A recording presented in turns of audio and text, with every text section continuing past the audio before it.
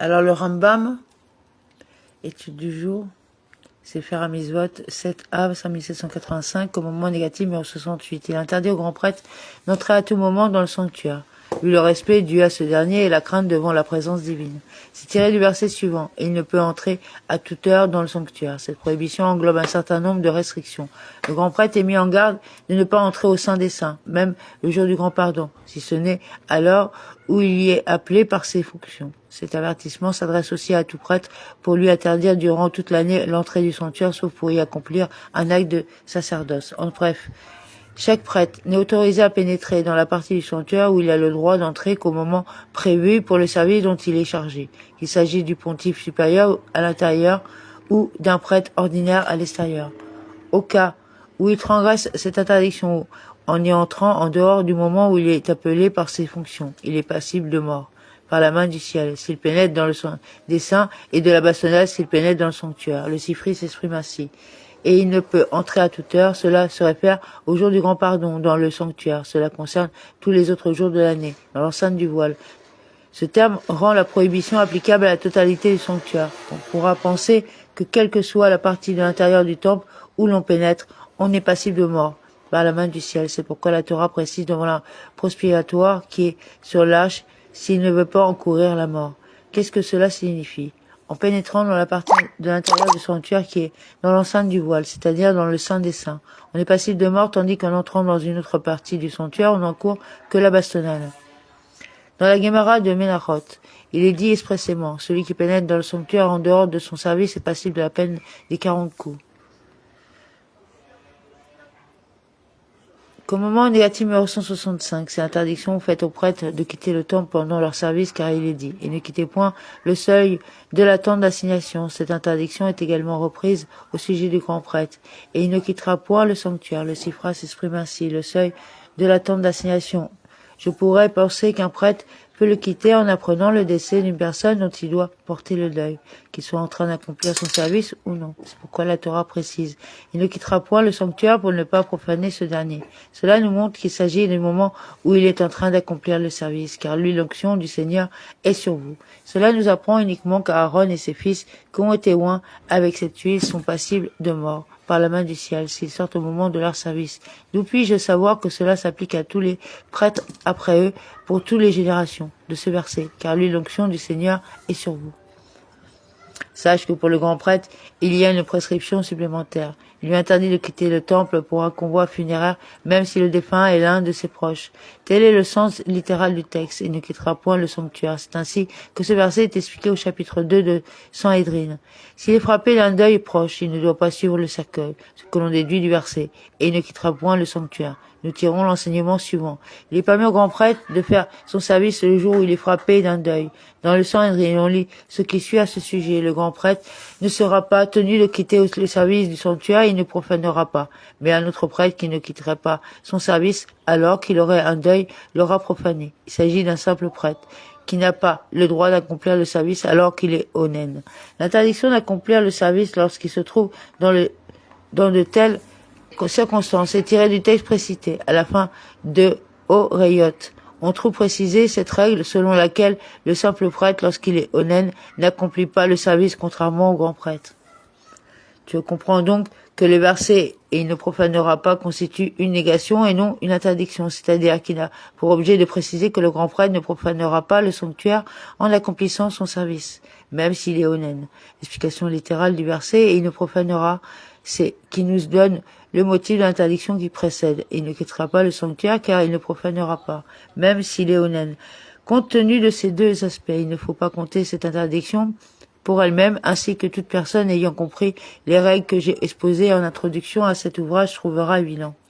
En outre, il est clair que ces trois interdictions, c'est-à-dire, il ne doit pas laisser croître un culte sa chevelure, déchirer ses vêtements, ni quitter le sanctuaire pendant son service, sont répétées à propos du grand prêtre dans un but précis, comme c'était le cas pour les prohibitions relatives aux femmes répudiées, déshonorées et zonas. Les objets de ces trois interdictions sont déjà englobés dans cette tirée de cet autre verset. Ne laissez pas croître un culte à votre chevelure, ne déchirez point vos vêtements, et vous ne quitterez point le seuil de la tente d'assignation. Ces prescriptions Moïse, notre maître, que la paix soit sur lui, les a communiqués à Elazar et à Itamar en ces termes. Votre deuil concernant ce grand malheur, c'est-à-dire la mort de vos frères Nadab et Abihu, ne vous autorise pas à faire ce qui vous est interdit. Au contraire, vous devez continuer à respecter les prohibitions auxquelles vous avez toujours été soumis en ce qui concerne la longueur de vos cheveux, la déchirure des vêtements et la sortie du sanctuaire pendant le service. Cette interdiction est répétée au sujet du grand prêtre, pour nous faire comprendre qu'elle n'est applicable que pendant le service et que c'est seulement à ce moment que les prêtres la transgressant sont passibles de mort par la main du ciel, comme tu peux le constater en lisant le commentaire de nos maîtres à propos du verset « Il ne quittez point le seuil de la tente d'assignation auquel ils ont ajouté « Il ne quittera point le sanctuaire ». Bien que chaque interdiction répétée au sujet du grand prêtre soit reprise dans un but extensif, ainsi que nous l'avons expliqué. Quiconque, ayant compris notre introduction, saisit clairement que ces prohibitions ne constituent pas des commandements supplémentaires. En effet, le but de la Torah est simplement de nous enseigner qu'un prêtre n'a pas le droit d'accomplir ses actes pendant qu'il est en train de faire son service, et c'est cela qu'il faut comprendre. Commandement positif numéro 31. Il s'agit du commandement qui nous a été ordonné de faire sortir les personnes impures du sanctuaire ainsi que le Saint loué soit-il a dit. Ordonne aux enfants d'Israël renvoyer du camp tout individu lépreux ou atteint de flux ou souillé par un cadavre. Il est question ici du camp de la présence divine, dont l'équivalent fut plus tard la cour du sanctuaire, comme nous l'avons expliqué au début de l'ordre Taharot dans notre commentaire sur la Mishnah. Le Sifri dit « Ordonne aux enfants d'Israël de renvoyer du camp » constitue un avertissement aux impurs afin qu'ils ne pénètrent pas dans le sanctuaire en état d'impureté. Cet ordre se trouve ailleurs sous une autre forme. S'il se trouve dans tes rangs un homme qui ne soit pas pur par suite d'un accident nocturne, il se retirera du camp. Le camp doit être ici compris comme le camp de la présence divine, puisque le commandement lui-même dit « Reléguez-les hors du camp ». Dans la Guémara Pesarim, il est dit « Et il sortira du camp ». Ce verset concerne le camp de la présence divine. Dans la Méklita, on précise « Ordonne aux enfants d'Israël de renvoyer du camp ». Il s'agit donc d'un commandement positif. D'où tirons-nous que cela constitue aussi un commandement négatif du verset suivant, qui ne rendent pas leur camp impur. Le Sifra dit « Il se retirera du camp », c'est un commandement positif. Commandement négatif numéro 77, c'est l'interdiction à toute personne impure de pénétrer au sanctuaire, dont l'équivalent pour les générations futures à l'époque du temple est tout le parvis à l'intérieur de la porte Nicanor, qui constitue l'entrée de Ezra, Israël, comme il est dit, et ne souilleront point ses enceintes, c'est-à-dire le camp de la présence divine. Dans le traité Makot, il est dit ce qui suit. Au sujet d'une personne impure qui pénètre au sanctuaire, on trouve mentionné aussi bien une punition qu'une interdiction. Une punition car il est écrit, il souille la résidence de son Seigneur et son âme sera retranchée. On trouve en outre une interdiction dans le texte suivant. Ils ne souilleront point ses enceintes. Quant à la Méklita, elle s'exprime en ces termes, ordonne aux enfants d'Israël de renvoyer du camp constitue un commandement positif. D'où tirons-nous que le fait de ne pas l'accomplir implique aussi la violation d'un commandement négatif. Du texte suivant, ils ne souilleront point ses enceintes. Cette interdiction est répétée d'une autre manière au sujet de la femme après l'accouchement. Elle n'entrera point dans le saint lieu. À ce sujet, le Sifra précise, puisqu'il est écrit, vous devrez éloigner les enfants d'Israël de ce qui pourrait les souiller, afin qu'ils n'encourent point la mort. Cela implique aussi bien à l'extérieur du sanctuaire qu'à l'intérieur. En d'autres termes, même si celui qui se trouve en état d'impureté touche l'extérieur du sanctuaire, il est passible de retranchement. La Torah dit au sujet de la femme après l'accouchement, elle n'entrera point dans le saint lieu. À cet endroit, il est expliqué que la loi concernant la femme après l'accouchement et celle relative aux autres personnes en état d'impureté sont identiques en ce qui a trait à cette interdiction. Dans le Sifra à propos du verset que si elle ne lave point ses vêtements et ne se baigne point son corps, elle emportera la peine. On rapporte ce qui suit. Qu'est-ce que cela signifie? Pour n'avoir point baigné son corps, cette personne sera passible de la peine de retranchement. Pour ne point avoir lavé ses vêtements, elle sera punie de 40 coups de bâton. Comment savons-nous que le verset ne traite que de la profanation du sanctuaire et de ses objets sacrés? Parce que l'interdiction et la punition sont toutes les deux énoncées, etc. On explique ailleurs que celui qui transgresse intentionnellement cette interdiction est passible de retranchement, tandis que s'il le fait involontairement, il doit apporter un sacrifice expiatoire à caractère graduel, comme nous l'avons expliqué à propos de 72e commandement positif.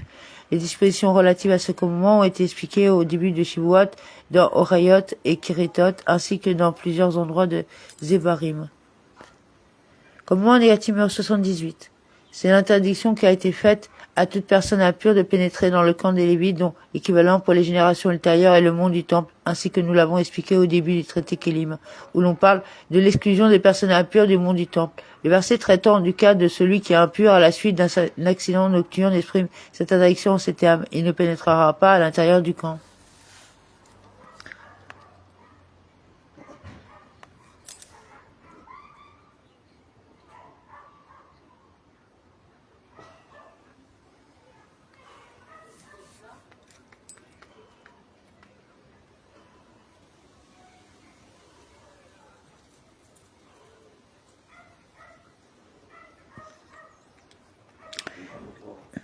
Dans la Gemara Pesarim, il est précisé sur le terrain du camp, il s'agit du camp de la présence divine, comme nous l'avons expliqué au 31e commandement positif.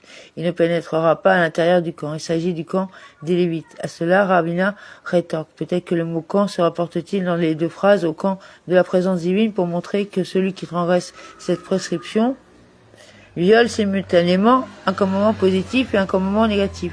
Toutefois, s'il en était ainsi, il aurait été écrit: il se retirera du camp et il n'y pénétrera pas. Pourquoi le mot camp est-il répété? C'est pour nous indiquer un autre camp duquel il devra s'éloigner. La Gemara vise par là le camp des Lévites. Effectivement, dans ce camp également, il ne pénétrera pas. Le Sifri s'exprime en ces termes: il ne pénétrera pas à l'intérieur du camp. C'est un commandement négatif. Nous avons expliqué les dispositions relatives à ce commandement dans notre commentaire au début du traité Kélim.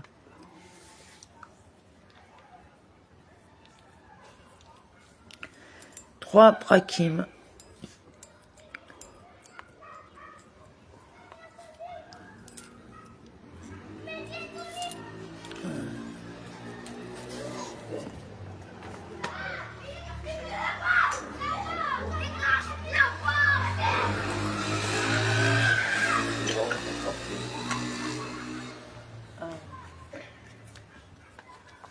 C'est quoi?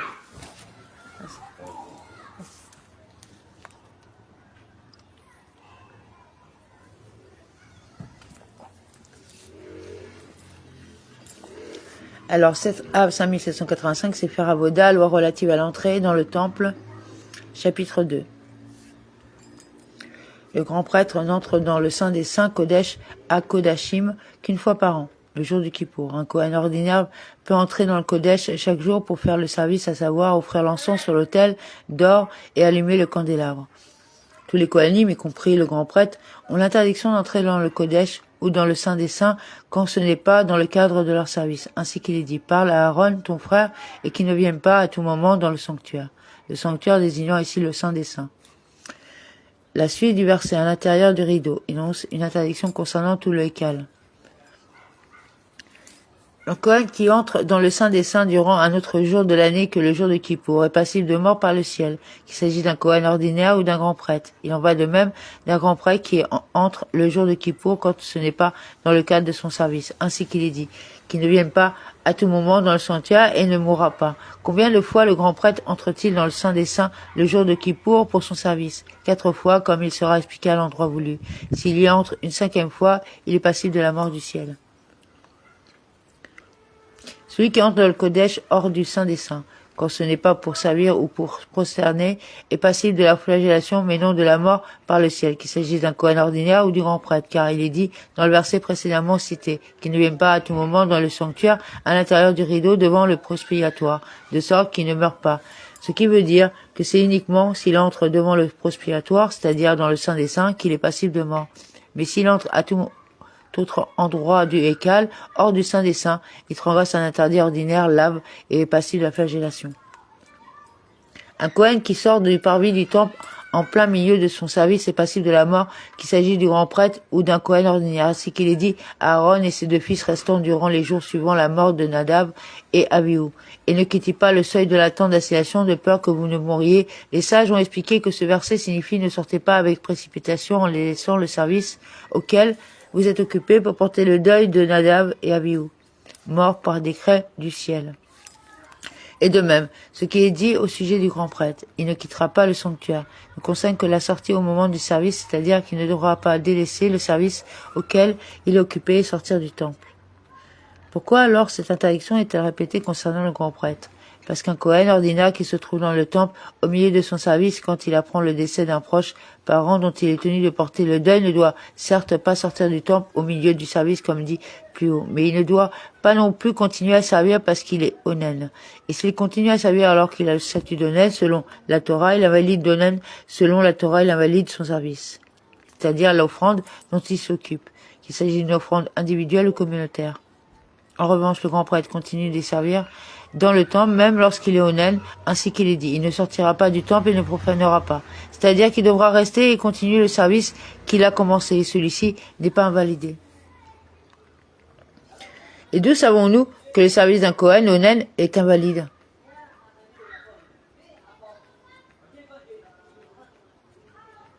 On apprend un raisonnement à fortiori si un Kohen atteint d'un défaut physique, qui peut manger de la nourriture sacrificielle, profane le service s'il sert dans le temple. Il va de soi qu'un Kohen onen qui a l'interdiction de manger de la nourriture sacrificielle, ainsi qu'il est dit, je n'en ai pas mangé en état d'affliction. Onen profanera lui aussi le service. Bien que le grand prêtre continue de servir quand il est onen, il lui est interdit de manger de la nourriture sacrificielle comme il est dit. Si j'avais mangé un expiatoire aujourd'hui, est-ce là ce qui plairait aux yeux de l'Éternel? De même, il ne prend pas de part de sacrifices qui sont offerts pendant qu'il est onen en vue d'en manger le soir venu. Lorsqu'il n'aura plus ce statut, un Kohen ordinaire qui a servi en état d'affliction, onen n'est pas passible de la flagellation, bien que son service soit invalide. Par ailleurs, il a le droit de toucher la nourriture sacrificielle, bien qu'il ne soit pas immergé au migvé, car les sages ont appliqué des mesures de rigueur supplémentaires en assimilant le Kohen en état d'affliction onen à celui qui est impur quand ce qui concerne la consommation des offrandes, puisqu'il lui est interdit de consommer des offrandes même une fois qu'il n'est plus onen en tant qu'il ne s'est pas immergé au migvé. En revanche, pour ce qui est de toucher les offrandes, il est rituellement pur, comme il sera expliqué à l'endroit voulu.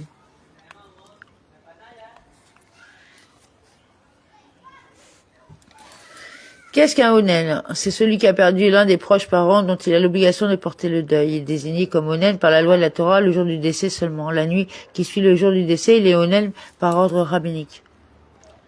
Si le défunt attend plusieurs jours avant d'être enterré, durant ces jours qui suivent le jour du décès jusqu'à l'enterrement, son proche parent est onen par ordre rabbinique. Cela s'applique aussi à la journée de l'enterrement, mais non à la nuit qui suit. C'est pourquoi lorsqu'un Kohen perd un proche parent et que l'enterrement a lieu après le jour du décès, il lui est interdit par ordre rabbinique d'offrir des offrandes ou de consommer de la nourriture sacrificielle durant toute la journée de l'enterrement. S'immergera au migvé au cours de la journée et pourra consommer de la nourriture sacrificielle le soir venu.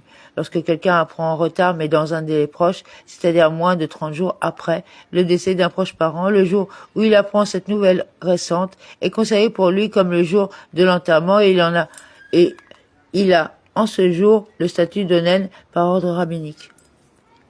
De même, lorsque quelqu'un procède à l'inhumation des ossements d'un proche parent en vue de les inhumer dans un caveau familial, le jour où les ossements de son proche parent sont recueillis et transférés est considéré pour lui comme le jour de l'enterrement. Et il a, le jour en question, le statut d'onen par ordre rabbinique. Toutefois, ce statut ne s'étend pas à la nuit qui suit, même par ordre rabbinique. C'est pourquoi s'immergera au migvé au cours de la journée en question et pourra manger la nourriture sacrificielle le soir venu. En revanche, le jour du décès, de même qu'il est interdit de manger de la nourriture sacrificielle durant la journée selon la loi de la Torah. Il est interdit de même par ordre rabbinique de manger de la nourriture sacrificielle la nuit qui suit. Exception faite uniquement du sacrifice Pessah que l'on pourra manger le soir venu si l'on a perdu un proche durant la journée de la veille de Pessah, comme il sera expliqué à l'endroit voulu.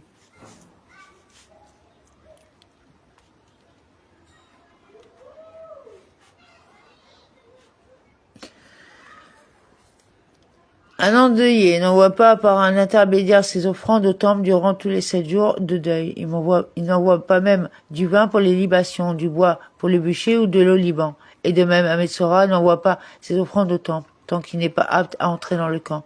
Il n'est pas apte à faire une offrande. En revanche, il y a doute concernant celui qui a été mis au banc de la communauté quant à savoir s'il peut ou non envoyer ses sacrifices au temple. C'est pourquoi il n'enverra pas d'offrande. Mais s'il a envoyé une offrande et que celle-ci a été offerte pour lui, elle est agréée et compte pour son obligation. Une personne devenue impure par contact avec un rampant, mort ou atteint d'une autre impureté similaire, et de même un incirconcis peuvent envoyer leur offrande au temple et on les offre pour eux, à l'exception du sacrifice de Pessah que l'on n'abat pas à l'intention d'une personne devenue impure par contact avec un rampant et que l'on n'abat pas non plus à l'intention d'un incirconcis. Comme il sera expliqué, quant à celui qui est devenu impur par contact avec un mort, on n'offre pour lui aucun sacrifice jusqu'à ce qu'il soit purifié.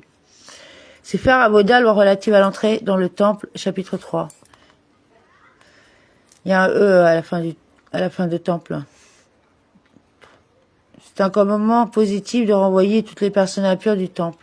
Comme il est dit, ils renverront du camp tout individu atteint de tsaharat ou atteint de flux zab ou souillé par un cadavre. Le camp dont parle ici le verset est le camp de la présence divine qui va depuis l'entrée de la cour des Israélites et au-delà dans le temple. Dois-je en déduire que la Metzora, celui qui est atteint de flux zab et celui qui est devenu impur par contact avec un cadavre demeureraient tous les trois au même endroit. Autrement dit, seraient-ils tous les trois exclus uniquement du camp de la présence divine mais non des deux autres camps? Le verset dit à propos du Metzora, il demeurera isolé à l'extérieur du camp sera sa demeure. Cela fait référence au camp d'Israël qui va depuis la porte de Jérusalem et au-delà à l'intérieur de la ville. De même que dans le cas de Metzora dont la pureté est plus sévère que les autres impuretés. Son renvoi est plus sévère que le renvoi des autres personnes impures. Ainsi, en général, plus sévère est l'impureté d'un individu, plus sévère est son renvoi. C'est pourquoi on exclut la Metzora des trois camps, c'est-à-dire qu'on l'exclut de Jérusalem, son impureté étant la plus sévère puisqu'il rend impur tout ce qui se trouve dans une maison, personne et objet, sans même les toucher, uniquement en y entrant, ce qui n'est pas le cas d'un homme atteint de flux zav. On renvoie les hommes atteints de flux zav, les femmes atteintes de flux zava, les femmes nida et les femmes accouchées hors des deux camps, que sont le camp de la présence divine et le camp des Lévites, ce qui veut dire qu'on les renvoie hors du mont du temple, leur impureté étant d'un certain point de vue plus sévère que l'impureté contractée au contact d'un mort, puisqu'ils rendent impur la couche et le siège, c'est-à-dire les endroits où il se couche, où s'assoit, même en l'absence d'un contact direct avec ceux-ci. Par exemple, quand le siège ou la couche sont situés en dessous d'une pierre sur laquelle il s'assoit ou s'allonge, alors qu'un mort ne transmet pas l'impureté de cette manière. Il est permis à une personne devenue impure par contact avec un mort d'entrer, même avec le mort lui-même, sur le mont du temple, ainsi qu'il est dit. Moïse prit les ossements de Joseph avec lui, c'est-à-dire dans le camp des Lévites, dont l'équivalent est le mont du temple.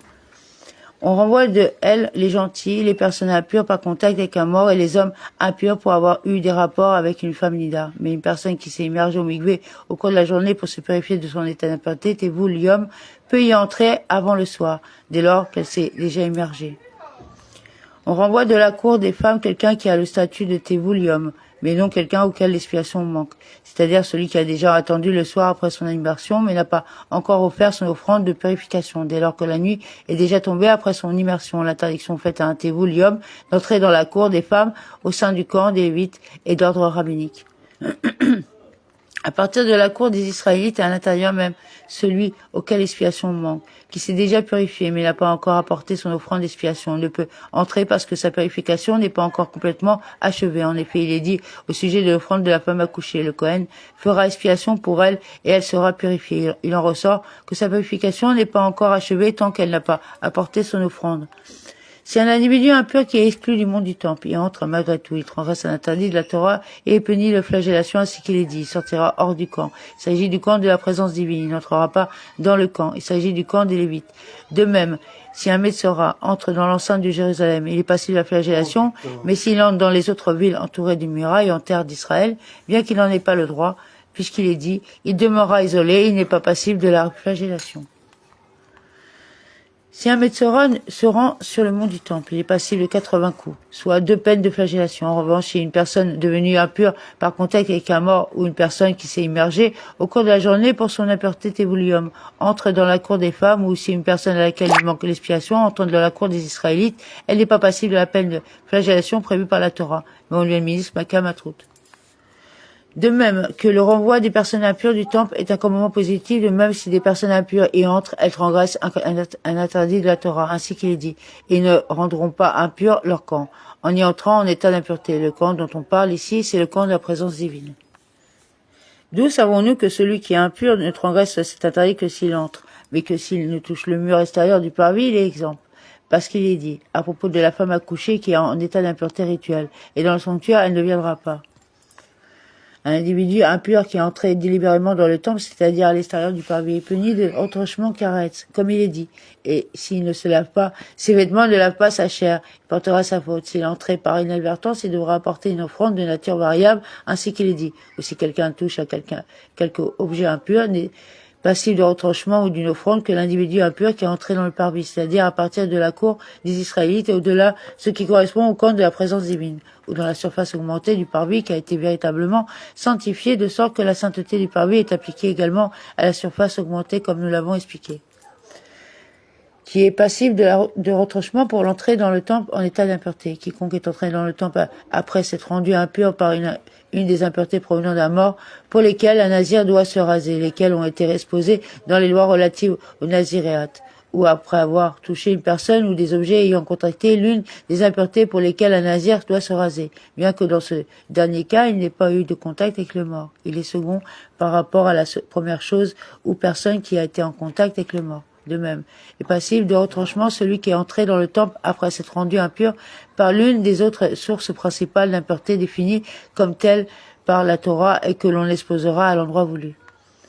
En règle générale, tout individu impur dont la purification requiert l'immersion au mikvé selon la loi explicite de la Torah est passible de retranchement s'il entre dans le parvis du temple, même après son immersion, tant que la nuit n'est pas tombée. En revanche, s'il est rendu impur par des impuretés provenant de la mort pour lesquelles un nazir ne se rase pas, bien qu'il soit impur pendant 7 jours. Il est exempt pour son entrée dans le parvis du temple. De même, celui qui a touché des objets ayant été en contact avec un homme qui a touché un cadavre, ou celui qui a touché un homme ayant touché des objets qui ont été en contact avec un cadavre, bien qu'ils soient impurs au premier degré en ce qui concerne la téroma, et pour ce qui est de rendre impure la viande des sacrifices. Il est exempt pour son entrée dans le temple. Car ces règles relèvent d'une loi transmise oralement par tradition depuis Moïse et ne seront pas explicitées par la Torah. Toutefois, bien que celui qui est entré dans le temple après avoir contracté une telle impureté soit exemple, on lui administre Makamatrout, celui qui introduit un rampant mort ou quelque chose de semblable dans le temple, ou qui introduit un homme impur dans le temple, est passible de retranchement, car il rend impur le sanctuaire de Dieu en y introduisant une impureté bien qu'il soit lui-même pur. De quoi tu parles?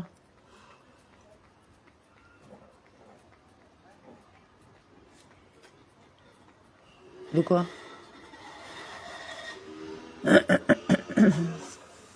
Car il rend impur le sanctuaire de Dieu en y introduisant une impureté, bien qu'il soit lui-même pur. En revanche, celui qui lance dans le temple des objets impurs, même si ceux-ci ont été en contact avec un cadavre, n'est pas passible de retranchement, mais de la flagellation, car il est dit, mais s'il ne se lave pas par ses vêtements et ne baigne pas son corps, il portera sa faute.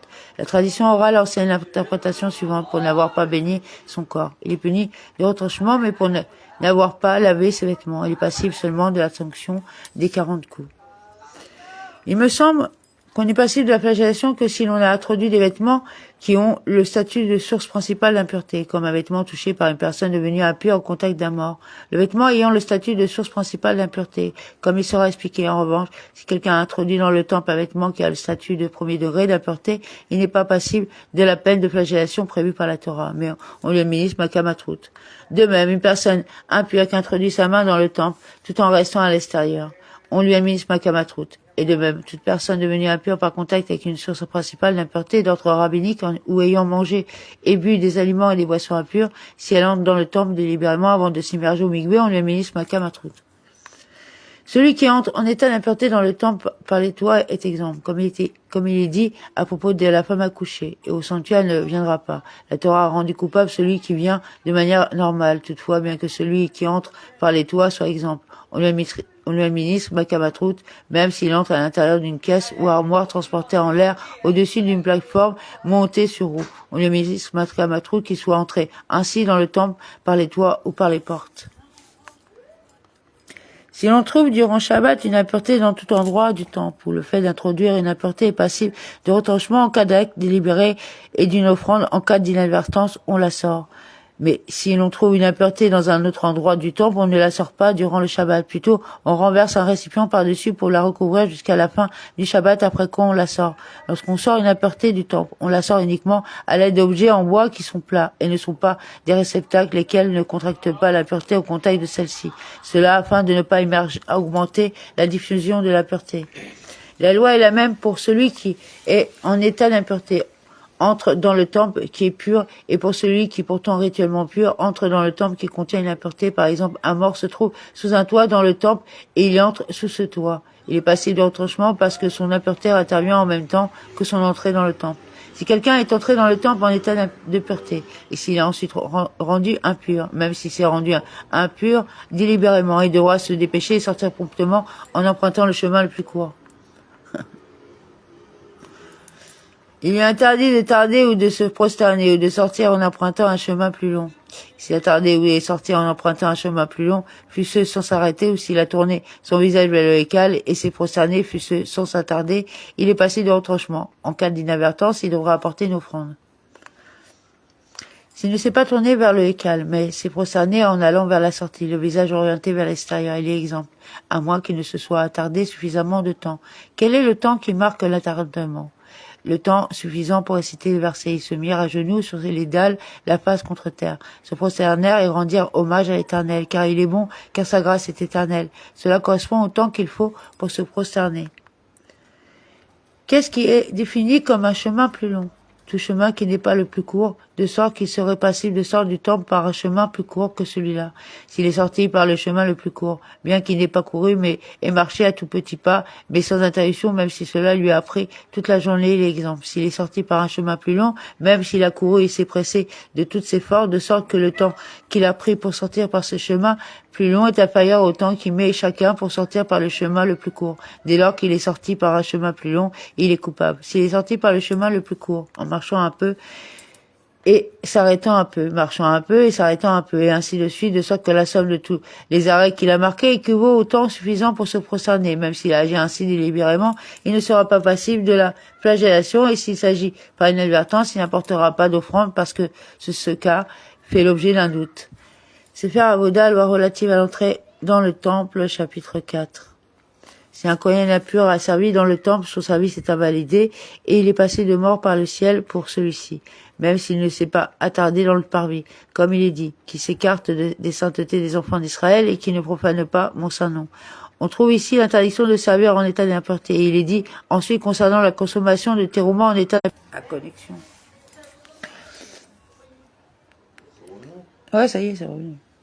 On trouve ici l'interdiction de servir en état d'impureté. Il est dit ensuite concernant la consommation de terouma en état d'impureté, car elle mourrait pour l'avoir profanée. On apprend par analogie des termes que de même que la profanation évoquée ici, à savoir la consommation de terouma en état d'impureté, est une faute passible de mort par le ciel. De même, cette profanation du service dans le temple dont parle le premier verset est passible de mort par le ciel.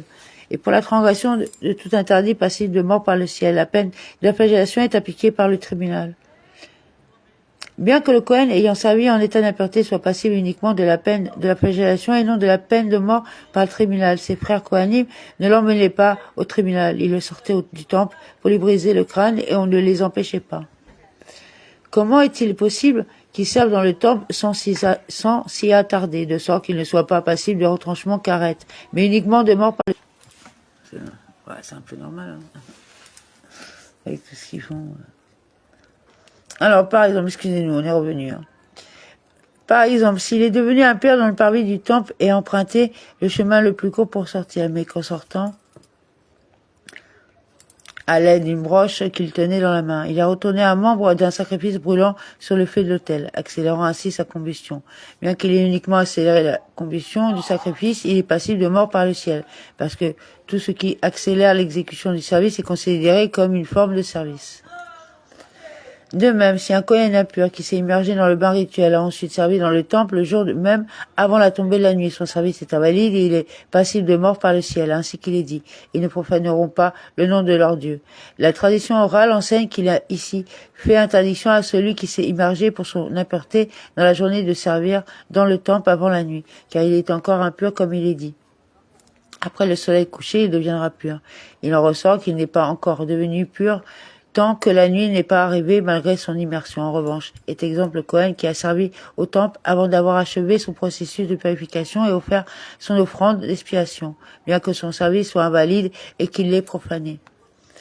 D'où savons-nous que le service de ce dernier est invalide? parce qu'il est dit au sujet de la femme accouchée, le Kohen fera expiation pour elle et elle sera purifiée. Ce qui veut dire que tant qu'elle n'a pas apporté son offrande d'expiation, son processus de purification n'est pas terminé. Il en va de même pour tous ceux qui ont besoin d'apporter une offrande d'expiation afin d'achever leur processus de purification.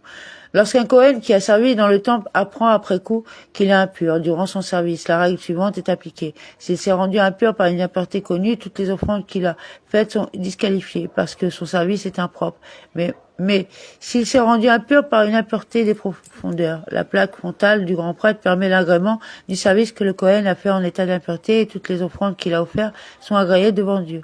Même s'il a su qu'il était impur avant de faire aspersion du sang du sacrifice, qu'il a malgré tout fait aspersion du sang en état d'impureté. L'offrande est agréée parce que la plaque frontale du grand prêtre permet l'agrément du service effectué par le Kohen devenu impur par une impureté des profondeurs, bien que le Kohen ait effectué ce service en connaissance de cause. Et nous avons déjà exposé les lois détaillées relatives à l'impureté des profondeurs dans les lois du Naziréat. De même, la plaque frontale du grand prêtre obtiendra l'agrément pour l'impureté des éléments offerts sur l'autel, ainsi qu'il est dit, elle sera sur le front d'Aaron qui se chargera ainsi des péchés relatifs aux saintetés, mais elle n'obtient pas l'agrément pour l'impureté des parties d'une offrande qui sont consommées. Elle n'obtient pas non plus l'agrément des offrandes en cas d'impureté de la personne lorsque celle-ci s'est rendue impure par une impureté connue. Il y a exception à la règle dans une situation où l'impureté est repoussée en faveur de la communauté. La plaque frontale permet alors d'agréer les offrandes faites dans de telles circonstances. La plaque frontale ne permet l'agrément d'une offrande en état d'impureté que lorsqu'elle est portée sur le front d'un grand prêtre.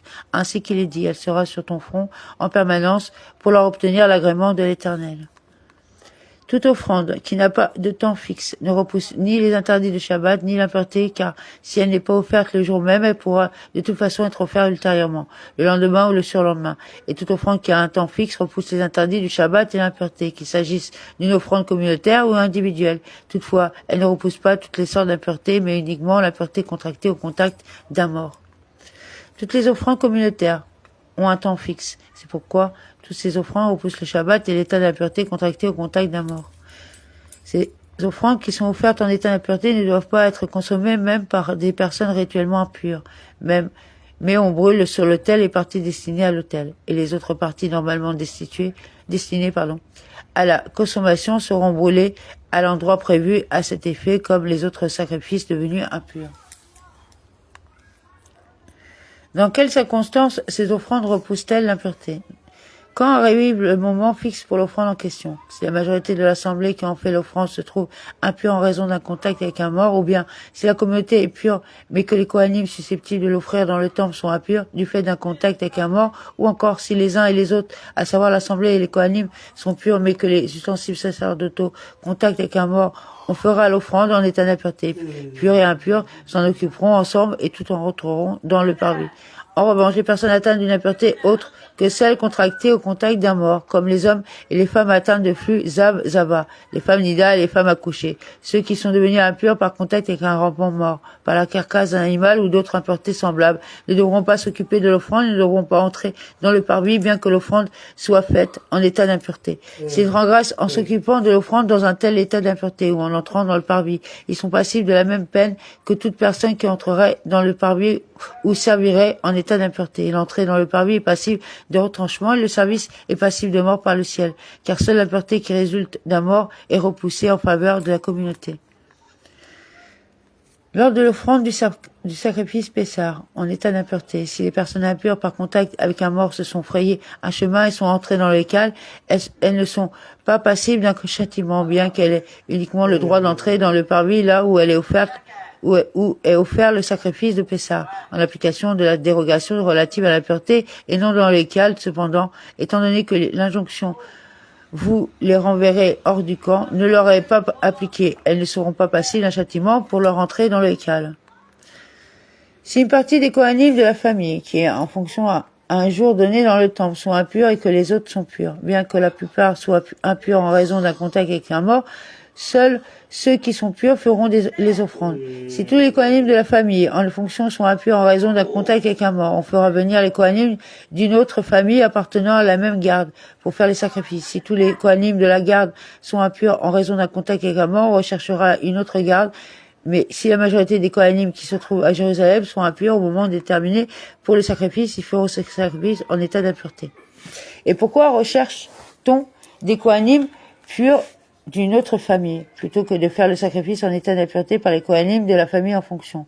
Parce que l'impureté n'est pas complètement levée comme si elle avait disparu en faveur de la collectivité. En fait, l'interdiction relative à l'impureté subsiste même, mais elle est présentement repoussée en raison de l'urgente nécessité. En ce qui est repoussé ne l'est que dans une situation où il n'y a pas d'autre alternative. Et c'est la raison pour laquelle la plaque frontale est requise pour obtenir l'agrément de l'offrande.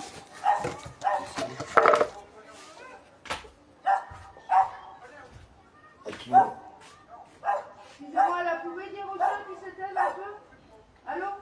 Vas-y. Vous pouvez dire aux chats qui s'éteignent un peu? C'est une vidéo, là. On a une conférence, là. C'est possible Une conférence. Une conférence. Vas-y, c'est bon.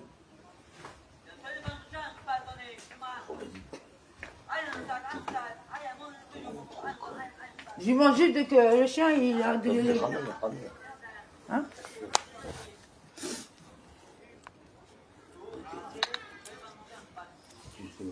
Oui, excusez-nous. Non, bah, je vais juste demander s'il pouvait arrêter. Il est juste à côté. Il peut quand même gérer son chien, quand même. On va le promener, je sais pas, fait quelque chose, quoi. Alors, et pourquoi recherche-t-on des Kohanim purs d'une autre famille, plutôt que de faire les sacrifices en état d'impureté par les Kohanim de la famille en fonction? Parce que l'impureté n'est pas complètement levée comme si elle avait disparu en faveur de la collectivité. En fait, l'interdiction relative à la impureté subsiste, mais elle est présentement repoussée en raison de l'urgente nécessité. Or, ce qui est repoussé ne l'est que dans une situation où il n'y a pas d'autre alternative. Et c'est la raison pour laquelle la plaque frontale est requise pour obtenir l'agrément de l'offrande. D'où savons-nous que l'impureté qui résulte d'un contact avec un mort est repoussée en faveur de la communauté? Parce qu'il est dit, il y eut des hommes qui se trouvaient souillés par un cadavre humain. Voici l'interprétation que la tradition orale enseigne. Lorsque quelques individus sont impurs, ils sont repoussés par le second Pessah. Mais lorsque c'est la plupart de la communauté qui est impure, en raison d'un contact avec un cadavre, la communauté n'est pas repoussée. C'est l'impureté qui est alors repoussée et tous feront le sacrifice de Pessah en état d'impureté. Il en va de même pour toute offrande qui, comme le sacrifice de Pessah, a un temps fixe. Elle repousse l'impureté. Il est explicitement fait mention de cette règle dans l'Hagiographe, puisqu'il est dit concernant l'offrande de sacrifice de Pessah à l'époque du roi Ézéchiel. Car la plupart dans l'assemblée ne s'étaient pas sanctifiés, les Lévites étaient chargés de faire l'abattage des sacrifices de Pessah pour tous ceux qui n'étaient pas purs, afin de les consacrer à l'Éternel.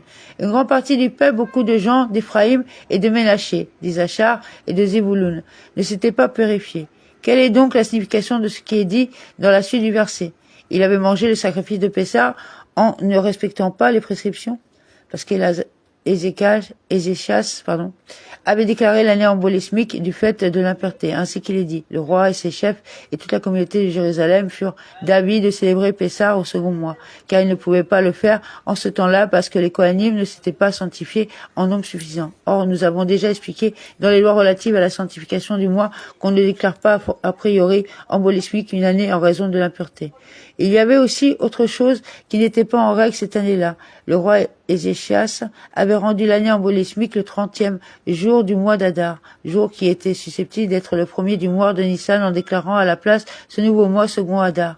Les sages n'étaient pas d'accord avec lui, car on ne déclare pas une année embolismique ce jour-là, à savoir le 30e jour du mois d'Adar, comme nous l'avons expliqué dans les lois relatives à la sanctification du nouveau mois. C'est à cause de ces actions non conformes à la loi qu'il est dit. Il avait mangé le sacrifice de Pessah en ne respectant pas les prescriptions.